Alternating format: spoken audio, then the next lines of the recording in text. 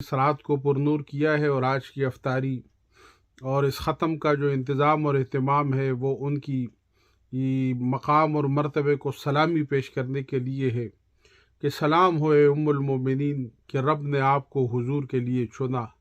سلام ہو اے ام المومنین کہ رب نے اسلام کے لیے پہلا گھر آپ کے مسکن مبارک کو چنا۔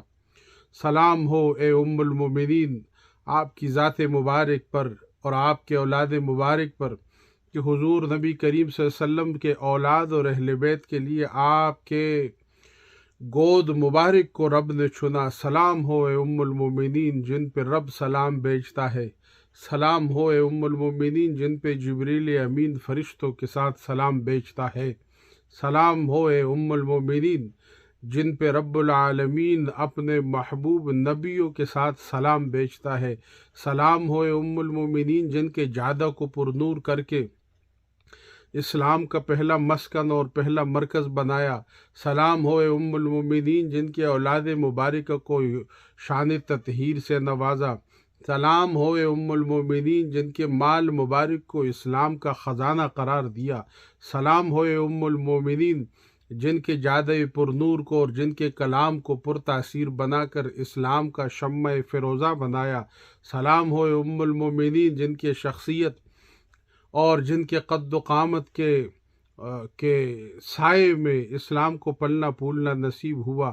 رسول گرامی نے ارشاد فرمایا، دو بلند بخت ایسے لوگ ہیں جن کا احسان کا بدلہ میں نہ چکا سکا، وہ میں چھوڑ رہا ہوں رب العالمین کے ذمہ کرم پر۔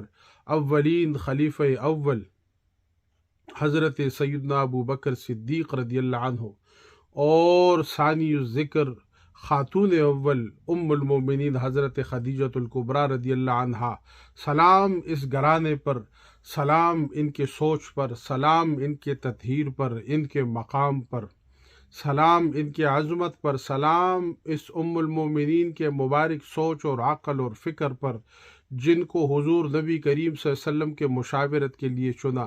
سلام اس مبارک ہستی پر کہ امام بخاری نے نقل کیا کہ حضور نبی کریم صلی اللہ علیہ وسلم تشریف فرما ہے اور حضرت ام المومنین تشریف لا رہی ہے۔ جبریل امین حاضر خدمت ہوئے۔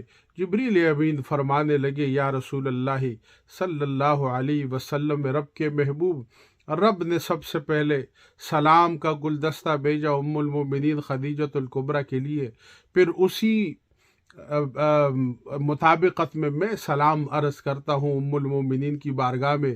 پھر فرماتے ہیں، رب نے فرمایا یہ جو خوبصورت برتن اٹھائے آپ کے لیے کھانے پینے کے لیے چیزیں لے کے آ رہی ہے، اس مبارک خاتون کے قدم اور ان کے مبارک قدمین کے بوسے لینے کے لیے جنت بیتاب ہے۔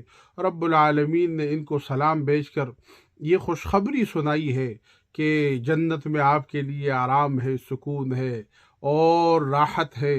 یہاں کی جو تکلیفیں ہیں وہ قلیل ہے، وہاں کی جو راحت ہے وہ کثیر ہے۔ وہ بلند پایا خاتون، وہ بلند مرتبہ خاتون جن کے گود میں اسلام کے وہ خواتین جو مادر ملت بنی، مادر امت بنی، انہوں نے آپ سے تعلیم حاصل کیا۔ جب تک آپ حیات تھی حضور نبی کریم صلی اللہ علیہ وسلم نے دوسری شادی نہیں فرمائی۔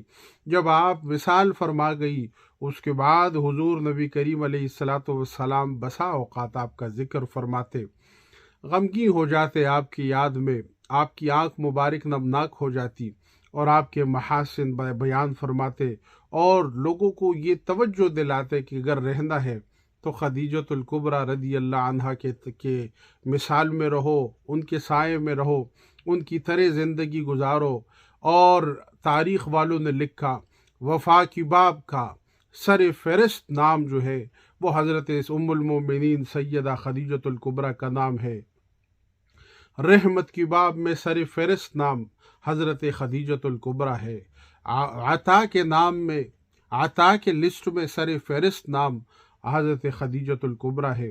اور حضرت خدیجۃ الکبریٰ ایک ایسے مقام پہ فائز ہے کہ پہلی مسلمان خاتون، اور اسلام نے ان کو چنا اور انہوں نے اسلام کو چنا۔ آپ پہلی اسلام کی گھر والی ہے اور اسلام کا پہلا گھر آپ کا مسکن مبارک اور گھر مبارک ہے۔ سب سے پہلا اسلام جس گھر میں پھلا پھولا، جس گھر میں اس کے اوپر بہار آیا، جس گھر میں اس کی شاخیں پھیلی اور پھولی، جس گھر میں اسلام کی خوشبو، آیتوں کی تلاوت کی خوشبو پھیلتی رہی، اس گھر مبارک کا نام مسکن حضرت خدیجۃ الکبریٰ ہے۔ یہ وہ مقام مبارک ہستی ہے جن کے جتنے محاسن بیان کیے جائے کم ہے، جن کا ذکر کیا جائے کم ہے۔ خواتین کے لیے وفاؤں کے باب کو اگر سیکھنا ہے تو حضرت خدیجۃ الکبریٰ کے مقام اور مرتبے کو جانیں۔ خواتین کے لیے اگر حیا کے باب کو سیکھنا ہے، وفا اور الفت اور محبت اور خدمت کے باب کو سیکھنا ہے، خواتین کے لیے جنت کے راہ کا تعین کرنا ہے، اپنے فلاح کا تعین کرنا ہے، تو پھر ہم سب کی ذمہ داری ہے کہ اس مبارک ہستی پہ سلام پیش کرتے ہوئے اس مبارک ہستی کو یاد کرے، ان کے فکر، ان کے ذکر سے اپنے قلب کو روشن کرے۔ رب کریم نے آپ کے وفاؤں کو اپنی بارگاہ میں ایسے قبول کیا کہ آپ کو اپنا محبوب بھی عطا کیا، محبوب کا گھر، محبوب کی اولاد، محبوب کی مال بھی عطا کی، اور آپ کو جنت کا پروانہ